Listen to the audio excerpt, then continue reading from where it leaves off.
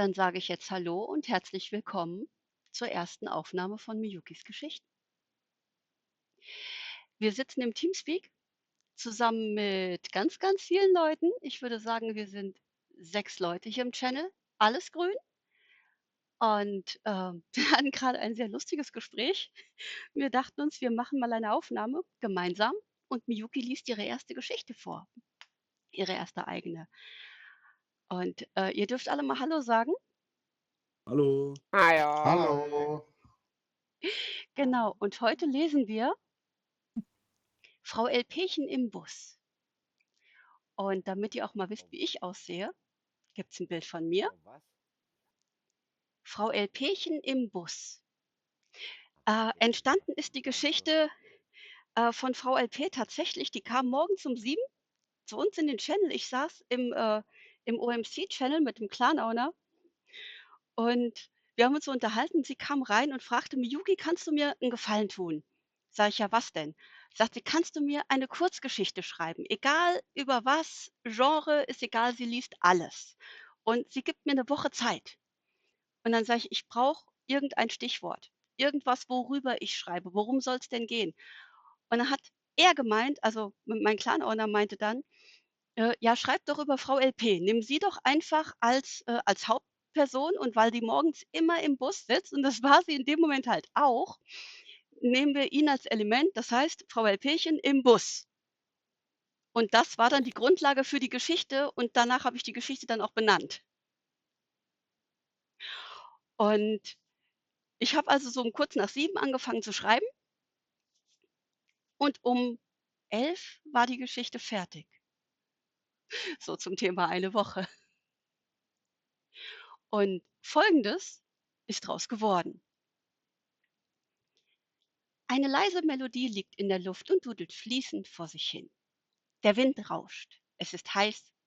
Die Sonne gibt diesen Sommer ihr Bestes. User joined your channel. Die Blumen leiden ein bisschen User left darunter. your Seit channel. einiger Zeit hat es nicht mehr geregnet. Die Bäume lassen müde ihre Blätter hängen. Der Motor brummt. Das stete Surren der Reifen auf der Straße ist zu hören. Ein Geräusch, das von den meisten Menschen gar nicht bewusst zugeordnet wird. Das ganze Fahrzeug vibriert und alle ursächlichen Geräusche werden als ganz selbstverständlich hingenommen. Menschen sitzen im Bus und fahren damit von A nach B. Wer denkt schon über den Bus nach oder speziell die von ihm erzeugten Geräusche? Menschen sind in Gedanken bei sich oder bei ihrem Ziel. Die gewundene Bergstraße wurde gerade erst neu ausgebaut, für alle Fahrzeugtypen zugelassen und der Verkehr fließt zügig auf der schlaglochfreien Fahrbahn. Ich persönlich hätte vielleicht das ein oder andere etwas anders gemacht, aber die Stadtverwaltung wollte wohl Geld sparen. Wisst ihr, was ich an Menschen hasse? Sie hören nicht zu. Man kann die besten Ratschläge geben und wird einfach von ihnen ignoriert. Ich bin in der Stadtverwaltung gewesen, aber kein Mensch wollte sich anhören, was ich zu sagen hatte. Was muss eigentlich passieren, damit Menschen dazulernen? Sag mal, hörst du das? Fragt eine Frau ihre Begleiterin. Nee, was denn? Gibt die andere zurück. Das klingt, als würden 2 Radios laufen. Eins mit Musik und eins mit 'nem Vortrag. Ein Vortrag? Ich bin nicht sicher, ich kann's nicht verstehen, es ist zu leise. Dann ist wahrscheinlich auch nicht wichtig. Ja, ist ja auch egal. Ich denke über diesen Bus nach, dessen Fahrt bald zu Ende geht. Dann wird der Wind nicht mehr um seine Außenspiegel rauschen. Die Reifen werden nicht mehr über die Straße surren. Die Windschutzscheibe wird keine Fliegen mehr einfangen. Und es wird nie wieder jemand darin Platz nehmen. Heute ist seine letzte Fahrt. Heute könnte man sagen, sie fahren von irgendwo ins Nirgendwo. Weit und breit kein Haus. Weit draußen in den unerforschten Einöden eines längst aus der Mode gekommenen Ausläufers des westlichen Spiralarms der Galaxis im Schweizer Gebirge auf dem Planeten Erde. Da liegt ein Felsbrocken auf der Fahrbahn hinter einer Rechtskurve. Ich frage mich, ob ich dem Fahrer das sagen sollte. Vielleicht erschreckt er sich, wenn ich ihn direkt anspreche. Bei sowas muss man ja immer vorsichtig sein. Auf die Gefühle von Menschen muss man immer Rücksicht nehmen. Was, wenn er einen schlechten Tag hat? Was wäre, wenn er nach mir schlägt? Menschen reagieren auf mich oft mit wilden Gesten. Ich könnte es den anderen Fahrgästen sagen. Ob die mich ganz hinten auch hören? Hey, Leute, da kommt etwas Großes auf uns zu. Das wird gewaltig. Ihr solltet euch das mal ansehen. Warum hört mir denn niemand zu? Resigniert setzt Frau Elpechen sich wieder hin. Immer dasselbe. Niemand will zuhören. Man kann sagen, was man will. Frau Elpechen ruft. Hey, Fahrer, es wird Zeit, auf die Bremse zu treten. Keine Reaktion. Frau Elpechen schaut sich um. Ist hier irgendwo ein Fenster offen? Ich würde gerne aussteigen. Mama, Mama. Was denn? Mama, guck mal. Was ist denn? Da sitzt ein Minimensch vorne beim Fahrer auf der Armatur und führt Selbstgespräche. Die Mutter versucht tatsächlich etwas zu erkennen. Frau Elpechens Blick wandert vom geöffneten Fenster zurück in den Fahrgastbereich. Das Kind steht auf und geht näher an die Windschutzscheibe heran. Der Fahrer wird darauf aufmerksam. Hey, Kind, zu deiner eigenen Sicherheit, setz dich bitte wieder hin.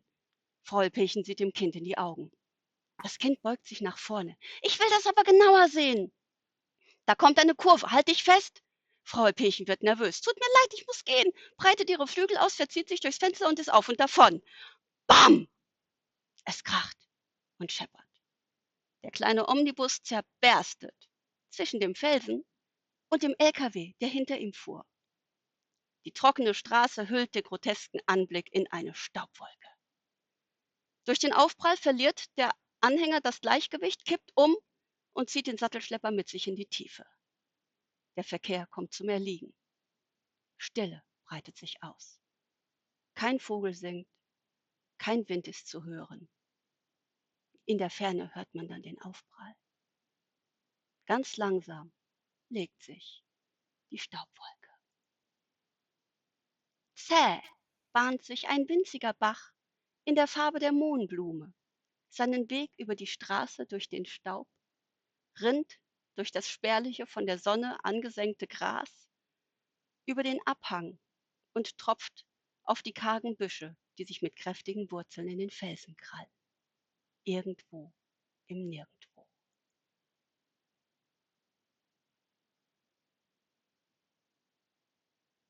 Ende der Geschichte. Fertig? Ja, Ich will jetzt nichts sagen, aber das hat nicht so gut funktioniert, wie du dir vorgestellt hast. was hat nicht funktioniert? Du wolltest, dass Leute dazwischen reden. Ja, hat nicht funktioniert. Die waren alle so fasziniert, die wollten nicht dazwischen quatschen. Ich wollte ja die Geschichte hören. Ja. Man ist gebannt worden. Seht ihr, den Effekt haben die Geschichten. Da wappelt keiner dazwischen. Hey, vielleicht bei anderen Geschichten.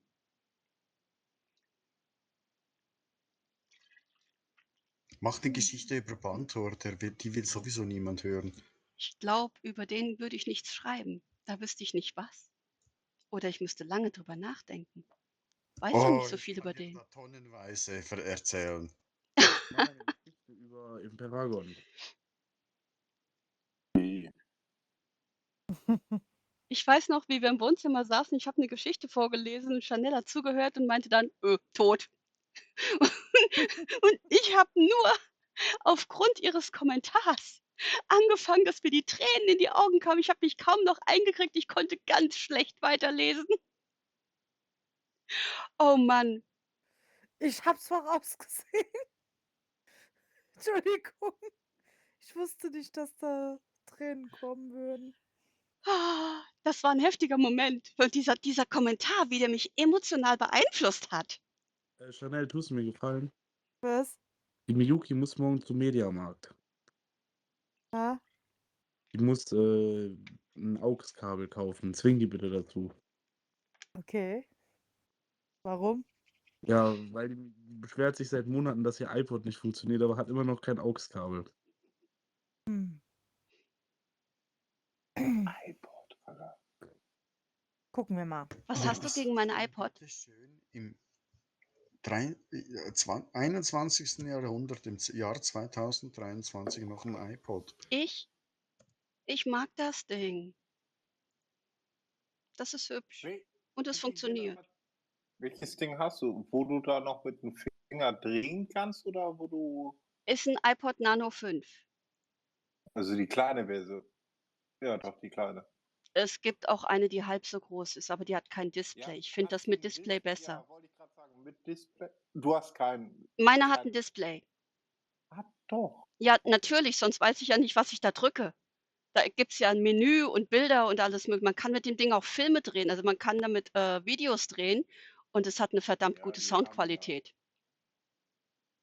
Und 'ne verdammt gute Q Bildqualität. Also, die Kamera von so 'nem iPod Nano 5 ist besser als von jedem Handy.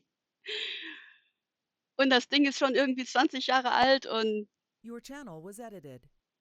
Hm. 20 Jahre alt. der iPod ist ja, So alt ist nicht mal Leon. der ist 23. Der ist von 2000. Der ist jetzt 23, der iPod, und die Kameraqualität ist richtig geil. Und warum von hacken hier jetzt Leute auf meinem 20? Alter rum? Bitte was? Warum hacken hier jetzt Leute auf meinem Alter rum? Das bin nur ich. Ah, okay. Nur ich. Und du hast 'n scheiß Mikrofonqualität gerade. Das Warum? Ja, du hörst dich an, als würdest du in 'ner Cornflakes-Packung gerade drin sitzen und mit uns reden. Und du knusperst irgendwas. Ich habe mir kurz Ja, wir Mhm. hören. nix.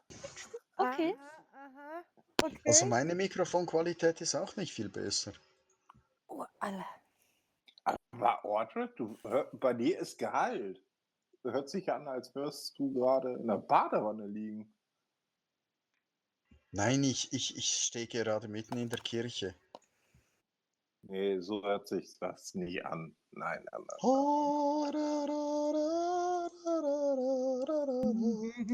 So, Mhm. und jetzt, verabschiedet sich mein Headset. Battery low. Better know.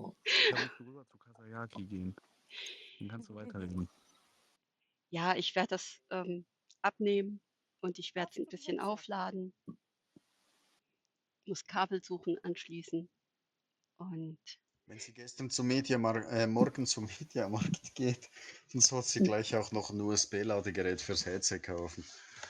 ich habe doch wieso Ladegerät? Ladekabel. Wo du mit währenddessen reden kannst. Ja, damit das Ding laden kann, während du am Laptop sitzt. Ach Manche so. Headset können das aber nicht, Ordred. Auf jeden Fall werden wir die Aufnahme an dieser Stelle beenden und ich sage tschüss. Ihr dürft auch alle tschüss sagen. Tschüss. Und ich sage bis zum nächsten Mal. Ja.